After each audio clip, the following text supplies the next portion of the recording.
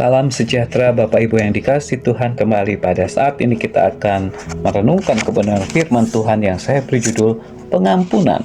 Matius pasal yang ke-6 ayat 14 sampai 15 dikatakan, "Karena jikalau kamu mengampuni kesalahan orang, Bapamu yang di sorga akan mengampuni kamu juga.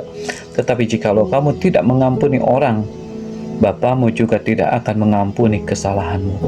Mari kita akan berdoa. Bapa di dalam surga, pada saat ini Tuhan, kami mau merenungkan firman-Mu. Berbicaralah kepada kami karena kami siap untuk mendengar dan melakukannya. Inilah Tuhan doa kami yang kami naikkan hanya di dalam nama-Mu Tuhan Yesus kami berdoa. Amin. Saudara-saudara yang dikasihi oleh Tuhan Yesus Kristus, kita sering mendengar bahwa manusia itu adalah makhluk yang lemah dan gampang tergoda untuk jatuh dalam dosa. Pelanggaran serta dosa dapat melukai hati Allah dan juga sesama manusia. Nah, bagaimana agar supaya hati Allah dan sesama kita tidak terluka?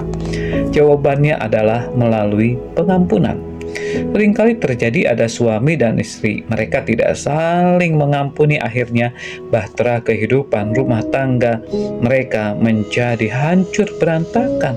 Karena apa? Karena mereka tidak saling mengampuni dan mereka berkata, "Tidak ada maaf bagimu, tidak ada ampun bagimu." Nah, saudara yang dikasihi Tuhan, marilah kita akan perhatikan 3 hal yang bertalian dengan pengampunan supaya kita menerima pengampunan dari Allah dan kita saling bisa mengampuni di antara manusia. Yang pertama, kita perlu lebih dahulu mengenal sifat pengampunan daripada Allah. Di dalam ayat yang tadi kita baca, Matius pasal yang ke-6 ayat 14 sampai 15, memang telah dikatakan bahwa semua manusia itu mempunyai kecenderungan untuk berbuat dosa, dan hanya Allah saja yang berhak untuk memberikan pengampunan. Allah mengampuni umat manusia yang takut akan Dia. Karena apa? Karena kasih dan kemurahan-Nya untuk selama-lamanya bagi kita semua, saudara dan saya yang takut akan Dia. Yang kedua adalah pengampunan akan kita peroleh tak kala kita menyadari, tak kala kita mengakui kekurangan, kelemahan, dan dosa kita. Syarat utama untuk mendapat pengampunan adalah mengakui kesalahan atau dosa kita. Karena tanpa mengakui kesalahan dan dosa kita, kita tidak akan mendapat pengampunan.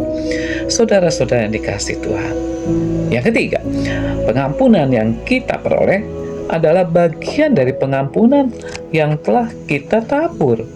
Ya, bila kita mengampuni kesalahan-kesalahan orang lain kepada kita, maka kita dapat berharap bahwa suatu ketika pada waktu kita bersalah pasti diampuni oleh Allah dan tentunya pasti sesama kita. Saudara yang terkasih di dalam Tuhan, standar pengampunan kita adalah seperti yang dilakukan oleh Tuhan Yesus Kristus yang mengampuni segala dosa, perbuatan-perbuatan yang melanggar daripada manusia. Inilah kemenangan bagi orang-orang percaya bila kita bisa saling mengampuni. Pada waktu kita mengampuni dan mengampuni sesama kita, maka kita, saudara dan saya, akan boleh juga berharap bahwa segala kesalahan kita, pelanggaran kita juga boleh mendapat pengampunan dari Bapa di surga. Oleh sebab itu dikatakan, karena jikalau kamu mengampuni kesalahan orang, Bapamu yang di surga akan mengampuni kamu juga. Tetapi jikalau kamu tidak mengampuni orang, Bapamu juga tidak akan mengampuni kesalahanmu. Mari kita akan berdoa. Kami bersyukur kepadamu Tuhan, oleh karena Engkau Maha Pengampun. Setiap kesalahan-kesalahan kami, pelanggaran-pelanggaran kami yang kami lakukan, melukai hati Tuhan. Dan saat ini Tuhan, Engkau mengampuni kami ketika kami mengakui kesalahan kami. Demikian juga Tuhan, Engkau sudah mengampuni kami, kami pun akan mengampuni orang yang bersalah kepada kami. Sehingga hidup kami benar dan seturut dengan Tuhan, dan terlebih bahwa Tuhan telah mengampuni kami semua. Terima kasih Tuhan. Inilah Tuhan doa kami yang kami naikkan hanya di dalam nama-Mu Tuhan Yesus kami berdoa. Amin.